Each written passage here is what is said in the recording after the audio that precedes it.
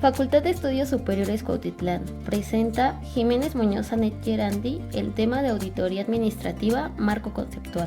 Para el reto, elabora un video de la materia Dictamen a los estados financieros de la licenciatura en Contaduría, por el maestro Argenis Iván Mejía Chavarría. Para comenzar, es importante entender que una auditoría administrativa es la revisión analítica total o parcial de una organización con el propósito de precisar su nivel de desempeño y perfilar oportunidades de mejora para innovar valor y lograr una ventaja competitiva sustentable. Continuaremos con los objetivos de la auditoría administrativa.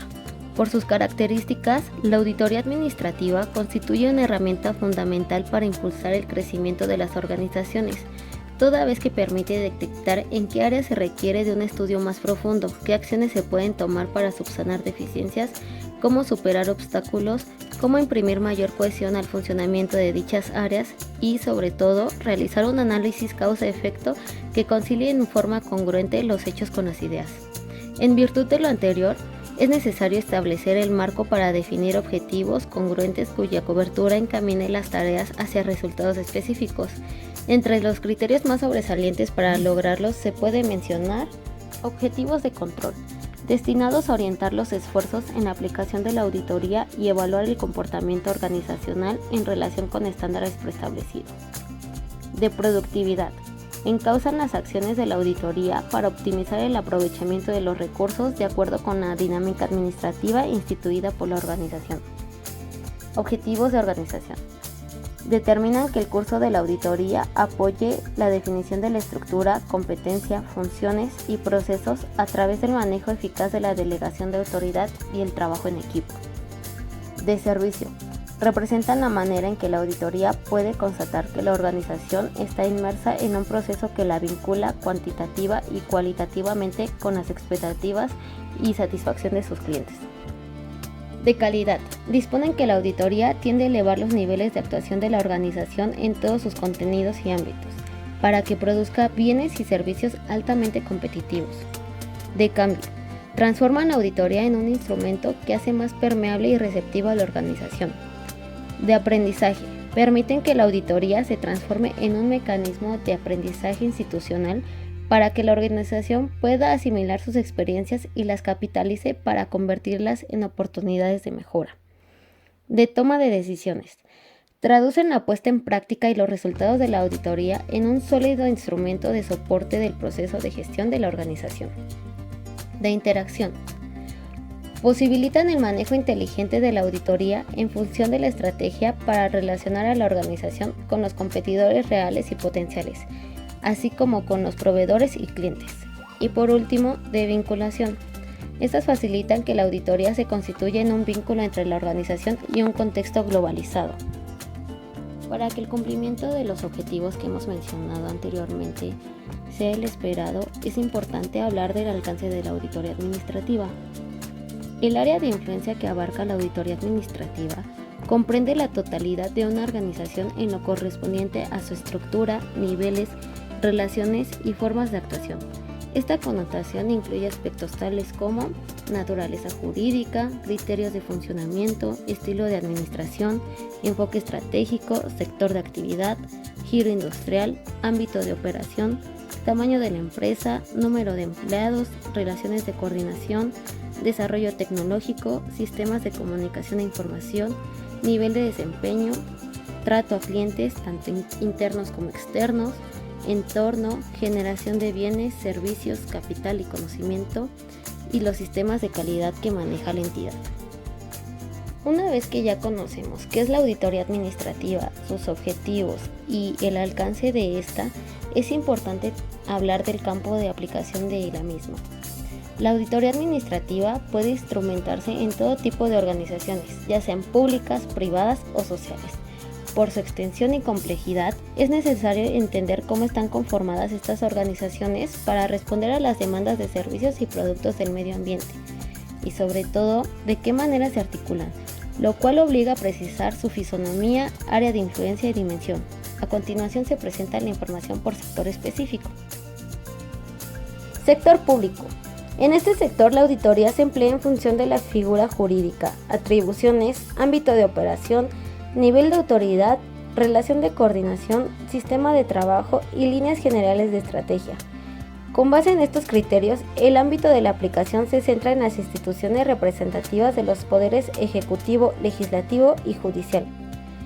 Dentro del Poder Ejecutivo podemos encontrar las dependencias del Ejecutivo Federal, ya sean secretarías o ministerios de Estado, las entidades paraestatales, organismos autónomos, los gobiernos de los estados, ya sean entidades federativas o departamentos, el gabinete presidencial, las comisiones, coordinaciones o consejos intersecretariales y por último los mecanismos especiales. Dentro del Poder Legislativo está la Cámara de Diputados, la Cámara de Senadores y las comisiones y o grupos especiales de estudio. En el Poder Judicial está la Suprema Corte de Justicia de la Nación, el Tribunal Electoral del Poder Judicial de la Federación y el Consejo de la Judicatura Federal. Como efecto, el resultado de aplicar la auditoría administrativa en el sector público es mejorar la actuación de los órganos y mecanismos que lo integran, considerando sus acciones particulares y la interacción proveniente de la naturaleza de sus funciones, a partir de la idea de que el Poder Legislativo determina el orden jurídico, el Poder Ejecutivo lo implementa y el Poder Judicial vigila su cumplimiento. Ahora hablaremos del sector privado. Por lo que toca a este sector, la auditoría se aplica tomando en cuenta la figura jurídica, objeto, tipo de estructura, elementos de coordinación, área de influencia, relación comercial y pensamiento estratégico sobre la base de las siguientes características. Tamaño de la empresa, tipo de industria, naturaleza de sus operaciones, enfoque estratégico. En lo relativo al tamaño, convencionalmente se clasifica en microempresa, empresa pequeña, mediana o grande. Esta ordenación puede sustentarse en dos criterios. El primero sería de acuerdo con el tamaño de la empresa, el número de trabajadores y el sector de actividad, como se muestra en el siguiente cuadro. Para comenzar, aquí tenemos que para una microempresa el número de trabajadores para el sector de la industria sería de 0 a 30, para el sector de comercio sería de 0 a 5 trabajadores y para el sector de servicios sería de 0 a 20. Para una pequeña empresa sería de 31 a 100 trabajadores en el sector de industria, de 6 a 20 en el sector de comercio y de 21 a 50 en el sector servicios. Para una empresa mediana serían 101 a 500 trabajadores en la industria, de 21 a 100 para comercio y de 51 a 100 para servicios. Y para una empresa grande serían de 501 o más trabajadores para la actividad de industria, 101 o más para comercio y de igual forma para el sector servicios. El segundo criterio a tomar en cuenta sería con base en el tamaño de la empresa, número de empleados permanentes y ventas anuales, como aparece en el siguiente cuadro. Aquí nos menciona la clasificación de las empresas por número de empleados y ventas anuales. Para una microempresa, el número de empleados permanentes es de 1 a 15 y salarios mínimos de la zona serían menos de 110 para las ventas anuales. Para una empresa pequeña serían de 16 a 100 empleados permanentes y unas ventas anuales que representen de 111 a 1115 salarios mínimos en la zona. Para una empresa mediana sería de 101 a 250 empleados permanentes y unas ventas anuales que representen de 1116 a 2010 salarios mínimos en la zona. Y por último, para una empresa grande serían de 251 empleados en adelante y unas ventas anuales que representen 2010 salarios mínimos en la zona en adelante. Ambas perspectivas se complementan y permiten generar elementos de juicio para dimensionar el contexto de las empresas. Asimismo, existen vertientes que consideran unidades productivas más pequeñas que las microempresas y empresas cuya magnitud rebasa las grandes empresas, visión que, aunque lógica, carece de criterios aceptados y validados que lo fundamenten. En cuanto a la naturaleza de las operaciones en el sector privado, las empresas pueden agruparse en nacionales, extranjeras o mixtas. Dentro de las nacionales encontramos empresas cuyo centro de actividades se encuentran en el propio país y la mayoría o la totalidad de su capital está en manos de nacionales. Las extranjeras son empresas que operan en distintos ámbitos y la mayoría o la totalidad de su capital pertenece a personas de otros países. Y por último tenemos las empresas de naturaleza mixta, que son las que se desempeñan con la participación conjunta de nacionales y extranjeros. En lo referente al enfoque estratégico, es aquel por medio del cual las empresas orientan sus acciones para poner en práctica estrategias a nivel funcional, de negocios, global y corporativo, para crear valor y lograr ventajas competitivas sustentables basadas en la selección estratégica, el modo de ingreso y la alternativa estratégica. La selección estratégica corresponde a las estrategias que las empresas emplean con el propósito de ingresar y competir en el ámbito internacional. La estrategia internacional es aquella mediante la cual las empresas intentan crear valor mediante la transferencia de capacidades y productos valiosos hacia mercados extranjeros en los cuales los competidores locales carecen de ellos. En la estrategia multinacional, las empresas desarrollan un modelo de negocios que les permite lograr la máxima respuesta a nivel local, para lo cual adaptan tanto su oferta de producto como su estrategia de comercialización para igualar las condiciones de los países con los que tienen negocios. Dentro de la estrategia global, cuando aplican este enfoque, las empresas se centran en aumentar la rentabilidad aprovechando las reducciones de costos producto de los efectos de la curva de la experiencia y las economías de ubicación. Estos siguen una estrategia de costos bajos a escala global. Y por último, dentro de la estrategia transnacional, las empresas que aplican este enfoque intentan reducir los costos a la vez que tratan de dar respuesta a nivel local y de trasladar capacidades distintivas para alcanzar un aprendizaje global. Básicamente, intentan desarrollar un modelo de negocio que al mismo tiempo logre ventajas de costos bajos y de diferenciación. Este enfoque se traduce en que pueden capitalizar las economías de costo basadas en experiencia y las economías de ubicación. El modo de ingreso se refiere a las opciones estratégicas para incursionar y competir en mercados extranjeros. En primer lugar tenemos la exportación, que es el uso de plantas internacionales como base de producción para exportar bienes. Es una táctica que reduce riesgos como el de necesidades de capital y representa una manera prudente de acercamiento al terreno internacional. La licencia. Este es un acuerdo que permite que una empresa extranjera compre el derecho de fabricar y o vender los productos de otra empresa en un país anfitrión o en una serie de estos. Franquicia. Una empresa permite el uso del nombre de su marca a cambio del pago de derechos limitados y una participación o regalías de las utilidades de la empresa que los adquiere. Las alianzas estratégicas son un acuerdo de cooperación entre empresas que también pueden ser competidoras, que les permite compartir riesgos y recursos con el fin de lograr objetivos estratégicos como facilitar el ingreso a un mercado extranjero, unir talentos y establecer estándares tecnológicos en su industria.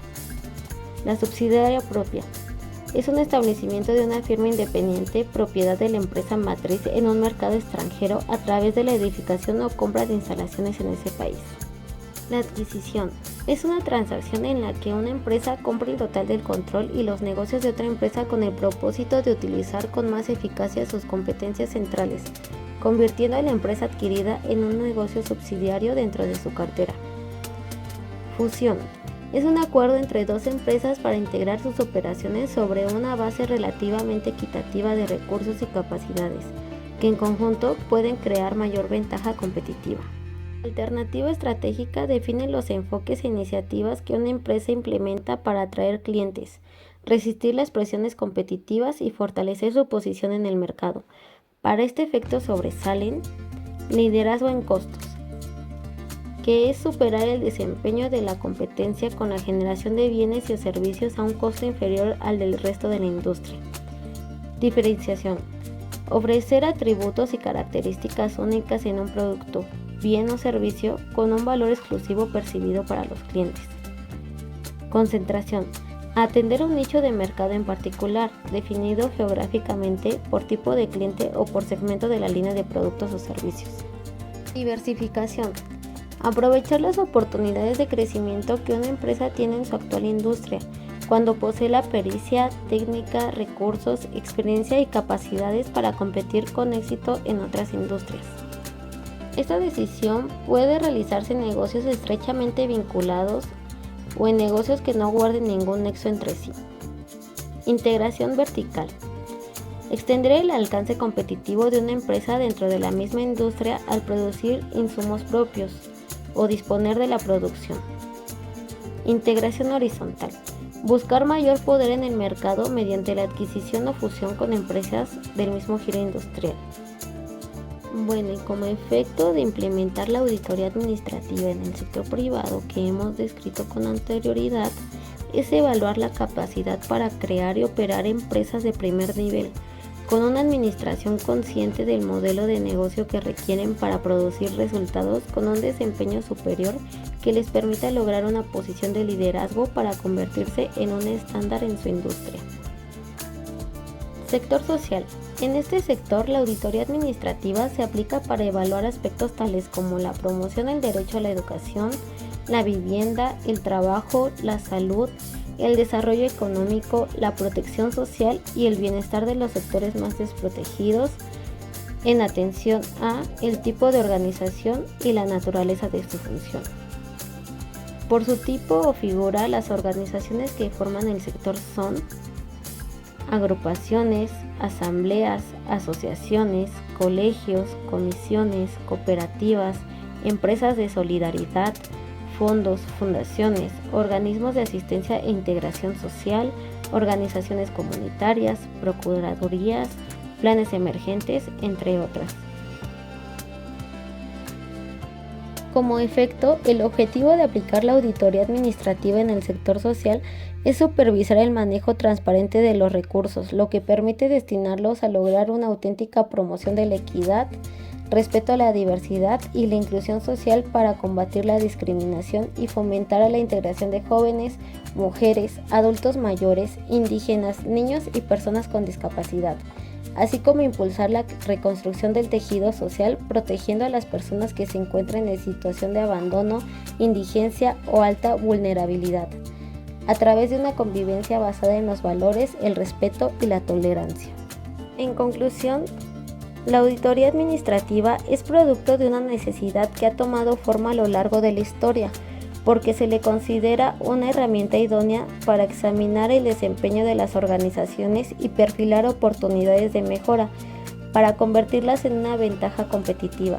Su ejecución permite visualizar a una organización en su conjunto, considerando sus características particulares y campo de trabajo, lo que la convierte en un factor estratégico para lograr el cambio.